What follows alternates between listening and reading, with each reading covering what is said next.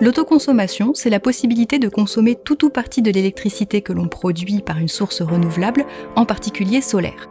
Cette faculté est qualifiée de collective dès lors qu'elle concerne un ou plusieurs producteurs et un ou plusieurs consommateurs situés à proximité les uns des autres, et dès lors que les électrons partagés transitent par le réseau public de distribution d'électricité. Cela peut par exemple concerner les habitants d'un même immeuble, comme des bâtiments distincts de profils variés, entreprises, administrations, logements, à l'échelle d'un quartier. Le bureau d'études Texol est pionnier et expert de ce nouveau schéma de l'utilisation de l'énergie. Pour étudier la faisabilité des projets en autoconsommation de nos clients, nos ingénieurs utilisent le logiciel Texol Autoconso, un outil fiable et efficace. Un investisseur, que ce soit une collectivité, une entreprise, un bailleur social, un tiers investisseur, recherchera tout naturellement une production la plus élevée et rentable possible. Les consommateurs, quant à eux, rechercheront un prix d'électricité acceptable. Pour tous, il s'agit de contribuer à la transition énergétique en participant à un circuit court de l'électricité verte. Texol a développé un outil pour tester rapidement la rentabilité d'un projet d'autoconsommation selon de multiples configurations. Cet outil permet d'étudier la faisabilité de projets d'autoconsommation individuelle ou collective. Il fournit notamment une aide au dimensionnement énergétique. Grâce à une construction macro, Texol détermine la puissance crête optimale de l'installation en fonction des taux d'autoconsommation et d'autoproduction pouvant être atteints. En entrée, un certain nombre de données sont collectées par les ingénieurs Texol.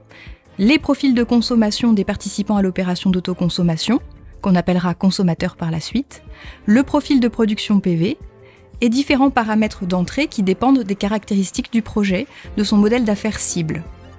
Nos ingénieurs sont là pour conseiller le maître d'ouvrage sur ces différents choix, qui peuvent avoir des incidences fiscales et tarifaires importantes. Le calcul de la rentabilité économique du projet dépend de la nature de l'investisseur. Dans le cas où l'investisseur est le propriétaire de tous les bâtiments qui participent à l'opération, une collectivité par exemple, les économies réalisées par l'investisseur sont la somme des économies réalisées par tous les consommateurs. Le temps de retour brut est donc calculé en considérant que les kilowattheures solaires sont consommés gratuitement par les consommateurs, ce qui permet à l'investisseur de réaliser des économies annuelles et d'amortir son investissement. Une fois que la nature et la volonté de l'investisseur ont été spécifiées, un tableau sert à décider le tarif de vente de la fourniture solaire. Pour satisfaire tout le monde, ce tarif de fourniture doit être inférieur au tarif de fourniture de l'électricité réseau payé par chacun des consommateurs. Et il doit permettre à l'investisseur de réaliser plus d'économies que s'il vendait toute son électricité produite au réseau.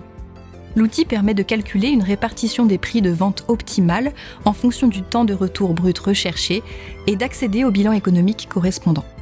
Parmi les fonctionnalités de l'outil figure la possibilité de tester la sensibilité du projet à différents facteurs. Texol coordonne le projet DigiSol, financé par le programme d'investissement d'avenir Système électrique intelligent. Ce projet est centré sur l'optimisation de la répartition de l'énergie en autoconsommation collective.